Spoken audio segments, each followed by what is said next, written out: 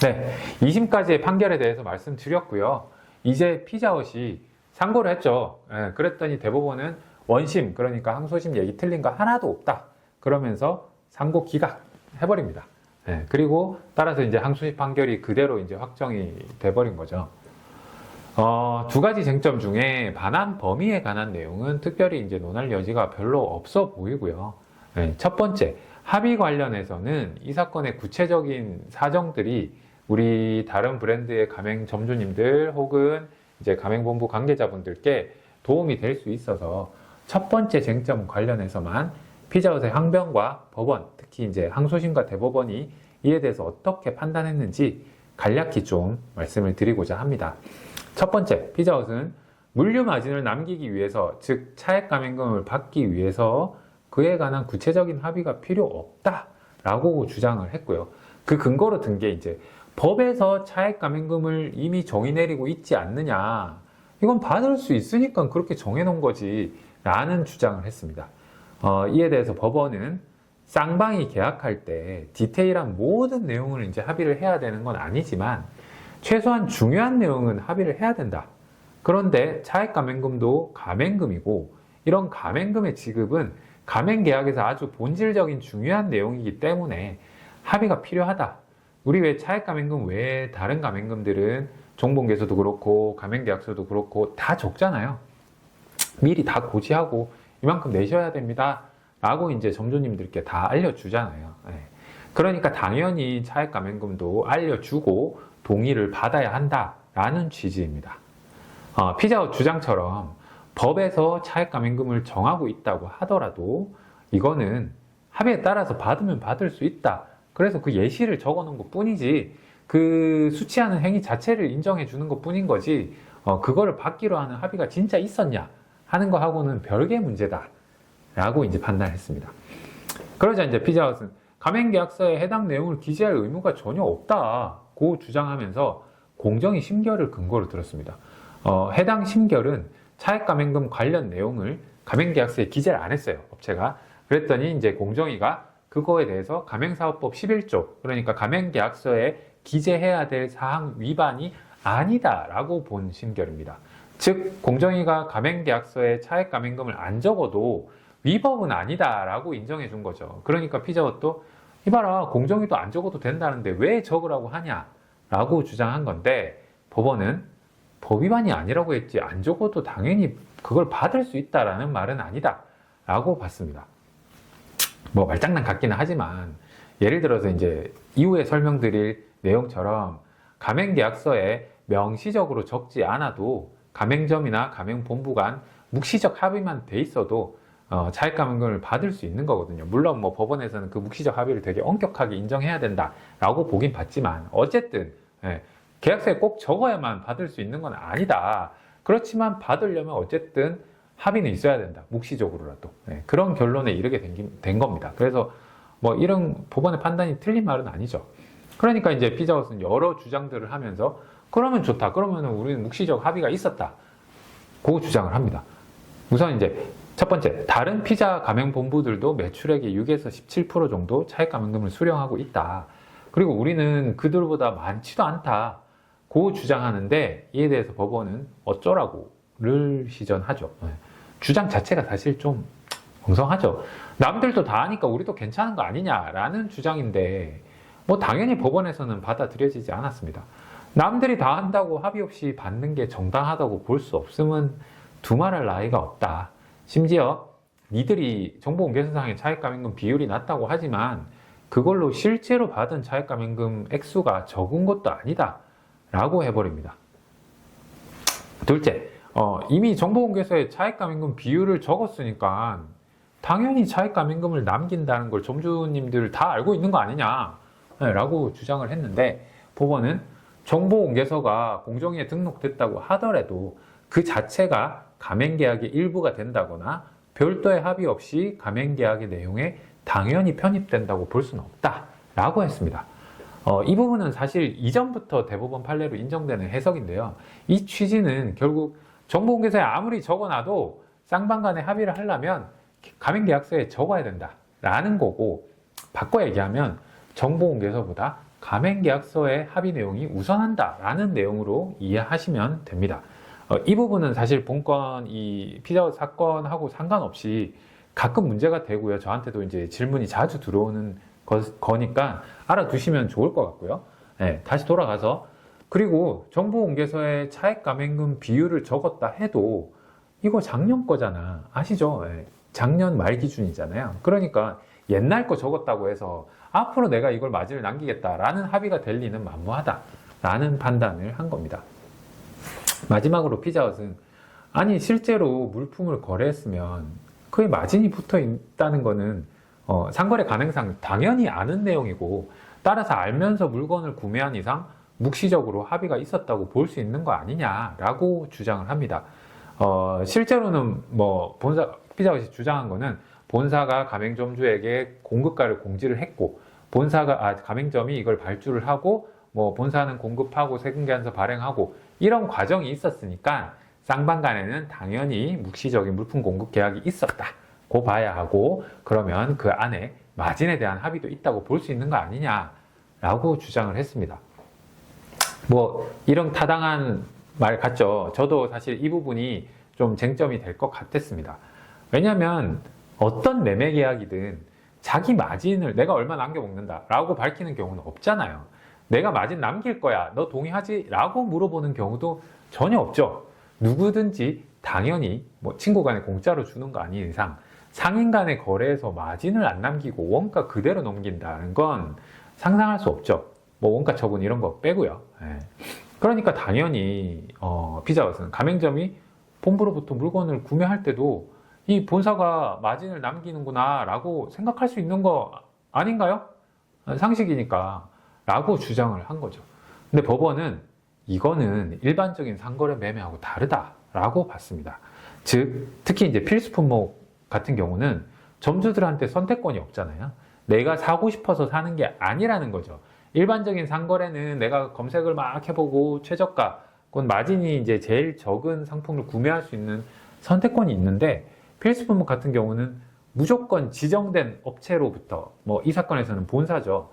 본사로부터만 사야 되니까 본사가 100원을 남기든 500원을 남기든 무조건 살 수밖에 없다라는 거죠. 그러니까 이 거래를 일반적인 상거래하고 동일시에 할 수는 없다라는 취지입니다. 그 말도 맞죠. 이게 뭐 사실 가맹사업법의 취지니까. 자, 이런 이유들로 결국 대법원은 원심의 판단이 맞다. 즉 차액 가맹금을 수취하기 위해서는 가맹점과 가맹본부 간에 구체적인 계약이나 합의가 있어야 한다. 그런데 계약서에 그게 없었죠. 묵시적으로도 없었다. 그러니까 법률상 원인 없이 이득을 본 거니까 토해내라 라고 판단을 한 것입니다. 자, 이게 이제 그간의 차액가맹금 관련 판결의 내용이라고 보시면 되고요. 제가 가맹본부 관계자분들 혹은 이제 점주님들께 드리고자 하는 몇 가지 팁이 있는데, 우선은 이 판례가 모든 케이스에 동일하게 적용될 수는 없다는 겁니다. 뭐 어떤 판결이든 당연히 다 그렇죠. 다 마찬가지지만 특히나 이 피자헛 판례는 좀 독특해요. 피자헛의 가맹 운영 방식이나 이런 부분들이 일반적이진 않다라고 보여집니다. 이는 반대로 무슨 얘기냐? 그만큼 파고들 수 있는 여지가 좀 있다라는 거죠.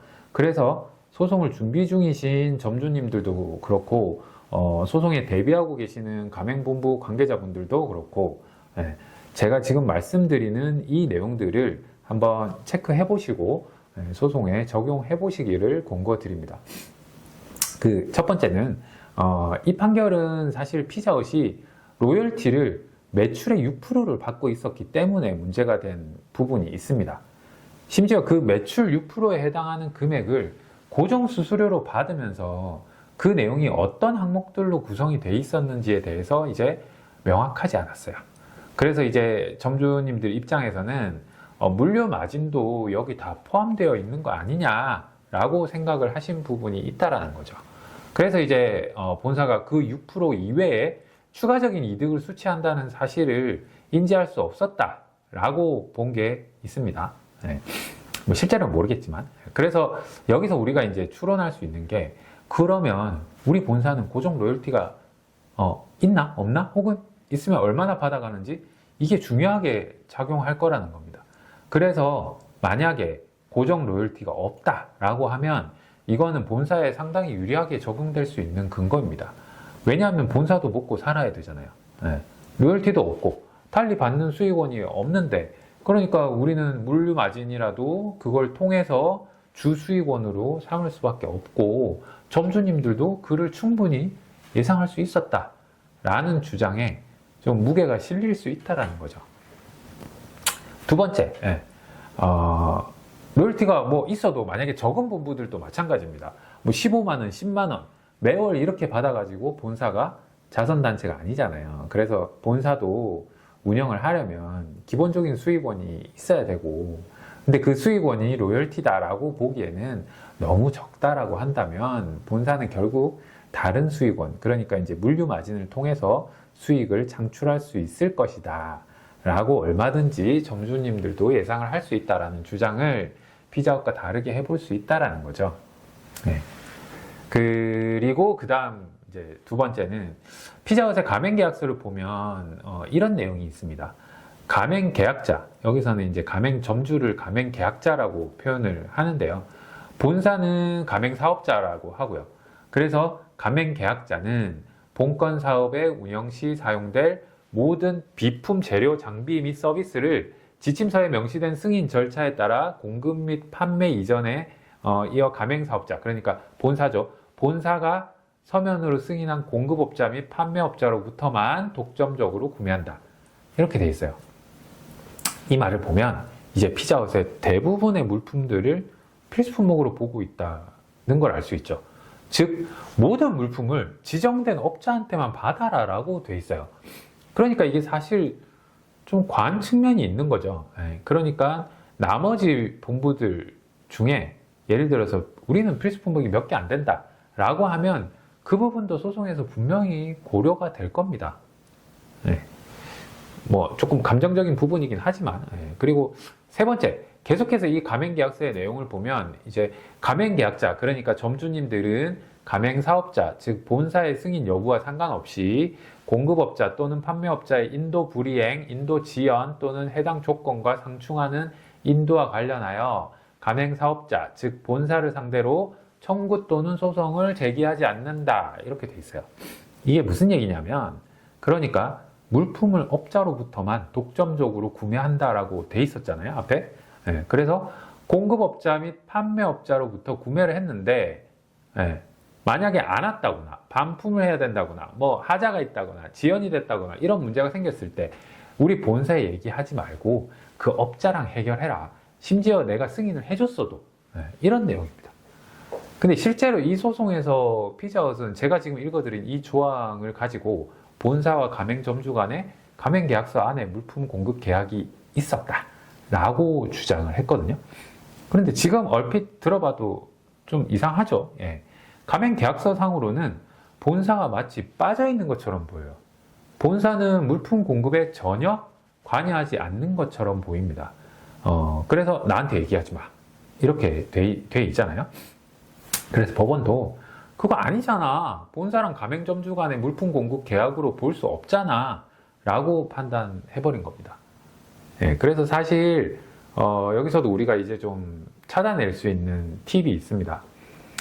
그래서 뭐 옛날 얘기를 좀 하자면 제가 이제 전에 회사에 재직할 때 대부분의 그 가맹계약서들이 물품 공급을 가맹점에 공급을 할 때 공급 관련된 내용들은 가맹계약서에 별로 안 들어가 있어요. 사실 조금 성격이 다르기도 하고요. 근데 이제 제가 이제 봤을 때 물품 공급 계약을 가맹계약서랑 따로 체결을 해야 된다. 따로 만들어서. 왜냐하면 그때 이제 제가 그런 얘기를 했던 이유는 뭐냐면 구매계약, 그러니까 이제 물품 공급 계약에 기본적으로 들어가야 되는 항목들이 있거든요. 예를 들면 반품이라든지 뭐 하자담보 책임이라든지 물품 대금은 어떻게 지급을 할 것인지, 지체가 됐을 때는 지체 상금은 어떻게 할 것인지, 뭐 이런 여러 가지 내용들이 사실은 다 정해진 다음에 물품이 나가야 되는 건데, 그런 거 없이 대부분 이제 가맹계약서만으로 그냥 원부 재료를 가맹점에 공급하고 있었던 거죠. 당연히 가맹계약서에는 그런 내용은 없고. 근데 뭐 결국은 오퍼레이팅의 어려움 뭐 같은 문제로 저도 계약서를 따로 작성하지는 못하고 가맹계약서에다가 뭐 반품 조건이라든지 이런 내용들을 좀 매우 디테일하게 넣었었어요. 그리고 이제 물품을 발주하는 사이트 있잖아요. 거기에 이제 약관처럼 반품 조건이라든지 뭐 이런 내용들을 좀 기재를 하면 좋겠다라고 그때 의견을 제시했었던 기억이 납니다. 네. 이 말씀을 드리는 이유는 뭐냐면, 이제 그래서 만약에 이제 우리 이런 내용들이 가맹계약서에 들어가 있다라고 하면 확실히 피자헛보다는 조금 더 우리는 물품 공급 계약이 점주하고 본사 간에 체결돼 있었다. 가맹계약서 안에 있지만 라고 주장할 여지가 크다는 거죠. 예.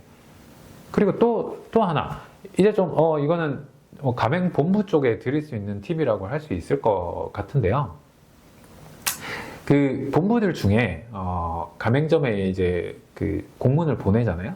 공문을 보낼 때 예를 들어서 우리 코로나 때라든지 이럴 때 한참 점주님들이 힘들어 하실 때 상생 정책을 펼치면서 점주님들께 공지를 할 때 이 공급가 단가이나 혹은 단가 동결 뭐 이런 내용들을 공지하시면서 그 행간에 본사의 마진율을 줄이면서 가맹점 공급가를 낮췄다. 혹은 본사의 마진은 그대로 동결하면서 물류비 인상된 거를 우리가 다 방어를 하고 있다.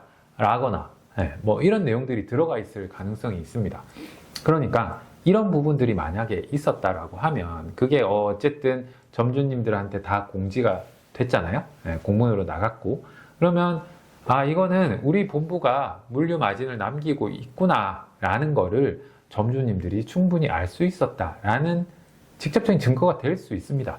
그러니까 만약에 소송이 들어왔다거나 혹은 아직 소송이 안 들어왔을지라도 대비를 하시는 차원에서 이런 뭐 공문이나 공지사항들이 있었는지 그런 부분들을 좀 잘 찾아보시면 소송을 하실 때 도움이 되실 것 같고요. 그리고 마지막으로 점주님들께 한 가지 드리고 싶은 팁이 있는데 우선은 앞서 말씀드린 이런 내용들이 결국 본사가 방어할 논리들입니다. 소송이 들어가면. 그러니까 소송을 하셨을 때 본사가 이러한 주장을 할 수 있으니까 그에 대해서 대비를 미리 해두셔야 할 것 같고요. 그 다음에 이제 두 번째로 대부분의 본부들은 필수 품목이나 권장 품목에 대해서 이제 차액가맹금의 비율들을 잘 기재하실 텐데 이 필수 품목이라는 거를 너무 상품으로 한정해서 생각하실 필요는 없으실 것 같아요. 예를 들면 이제 어떤 서비스 업종에서 본사에서 서비스를 가맹점에 제공하는 것들이 있거든요. 비단 이제 물품, 상품을 공급하는 거 말고 이 서비스도 어떻게 보면 상품으로 볼 수 있다는 거죠. 이걸 뭐 구체적으로 제가 예를 들어서 말씀드리긴 조금 애매하지만 현재 소송 중인 게 있어서. 근데 그 서비스도 어쨌든 본사를 통해서만 제공받도록 하고 이것도 그 대가를 지불을 한다면 그것도 가맹금에 들어갈 수 있습니다. 충분히 마진을 남기면 차액가맹금에 해당될 수 있다는 거죠. 그래서 내가 본사에 지불하는 모든 돈은 그냥 다 가맹금에 해당된다라고 보시면 되고요. 그 중에 내가 이건 필수적으로 필수 품목이라고 지정을 했든 안 했든 나는 딴 데서 하고 싶은데 그냥 디폴트로 이거는 나한테서 해야 돼 라고 하면 그건 다 차액가맹금의 대상이라고 보시면 됩니다. 그러니까 그걸 찾아내서 이제 청구를 하시면 되겠죠. 물론 뭐 진짜 해당되는지 아닌지는 케이스마다 좀 다르니까 검토를 해봐야 되겠지만요. 제가 말씀드릴 건 요 정도고 이미 이제 많은 본부들이 다 대비를 하신 걸로 알고 있는데 그래도 혹시 모르니까 마지막으로 지금 가맹계약서를 한번 보시고요. 가맹계약서에 차액가맹금 관련 내용이 적혀 있는지 우리 물류 마진 남긴다 혹은 차액가맹금이 있다 이런 내용들이 가맹계약서 정보공개서 아닙니다. 가맹계약서에 들어가 있는지 한번 확인해 보시고 만약에 또 점주님도 내가 갖고 있는 계약서에 그런 내용이 없다라고 하시면 이거는 청구의 대상이 되니까요. 그걸 한번 확인해 보시고 본부 입장에서도 이 부분이 꼭 들어가야 되니까 꼭 한번 확인해 보시고 혹시라도 뭐 우리 브랜드 계약서가 불안하시다거나 하시면 댓글 남겨주시면 제가 친절히 답변 드리도록 하겠습니다. 오늘 영상은 이쯤에서 마무리하겠습니다. 감사합니다.